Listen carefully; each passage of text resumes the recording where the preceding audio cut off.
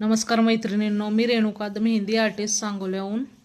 तर बऱ्याच जणांना माहिती आहे माझं पार्लरसुद्धा आहे.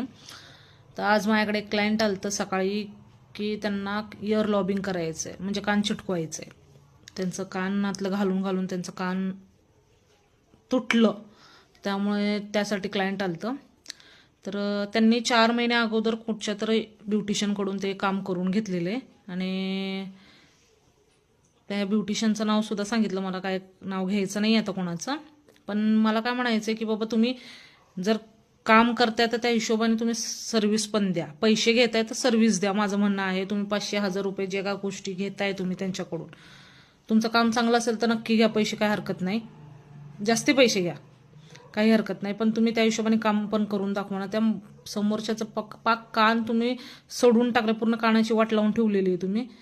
आणि सो कॉल पार्लरवाली आहेत, बरेच जण आहेत तसे. पण मला एवढं म्हणायचं आहे की बाबा कष्टाचे पैसे असतात लोकांचे, तर त्या हिशोबाने तुम्ही पण वागा. तुम्हाला येत आहे बाबा तो आपल्यावर विश्वास ठेवून आणि आपण लुबाडायचं त्या गोष्टीला, ते खरंच उपयोग नाही त्या गोष्टीचा. आणि मी आता ते व्हिडिओ चालवणार आहे. त्या अक्षरशः मावशी रडल्या माझ्यासमोर की बाबा माझ्या कानाची पाक वाट लावून ठेवलेली आहे. एक कान तर पूर्ण, म्हणजे त्यांचं जे हे जिथं आपण कानातलं घालतो ते भागच नाही एका कानाचं, आणि एक कान तर पूर्ण तोडून टाकलेलं. म्हणजे तो तिसऱ्या दिवशी शायद त्यांनी फोन केला तर बाबा माझ्या अशा कानाचं हे झालंय करून, त्रास झालाय करून. तर ते समोरचे म्हणतात या मी टाके लावून देते. म्हणजे टाके लावून देते हे म्हणायची तुम्ही वेळच का आणता? तुम्ही डायरेक्टली फर्स्ट ह्याच्यातच म्हणा ना की बाबा होतंय किंवा नाही होतंय.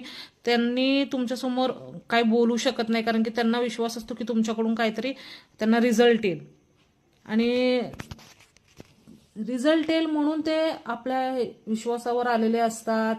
तुमचं नाव आहे, भरपूर जण तुमची नावं काढतात, त्यामुळे ते तुमच्यापाशी आलेले असतात. आणि तुम्ही असलं शेण खायचं काम करताय म्हणलं अवघड झालं तुमचं. म्हणजे जे क्लायंट आहेत त्यांना पण कळलं पाहिजे की बाबा आपण कोणापाशी जावं आणि कोणापाशी नाही जावं.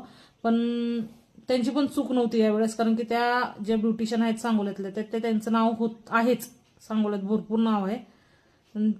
आम्ही सुद्धा शॉकमध्ये झालो की बाबा हे कसं काय, त्यांनी एवढा हलगर्जीपणा त्यांनी कसं काय करू शकतं ते, किंवा त्यांच्याकडून ही गोष्ट कशी काय घडू शकते, ही हलगर्जीपणा कशी काय घडू शकते, किंवा म्हणजे कसं काय ते तुम्ही करू शकताय. आणि मला एवढंच म्हणायचं आहे की बाबा तुम्हाला नाही जमत असेल तर डायरेक्टली क्लायंटला घालवा जावं की बाबा मला काही जमत नाहीये. पण असल्या येडेचाळे करू नका की बाबा माणसांच्या सगळ्याच ब्युटिशियनवरून विश्वास उठून जातील. जे चांगलं काम करतात त्यांच्या पण पोटावर तुम्ही पाय देताय.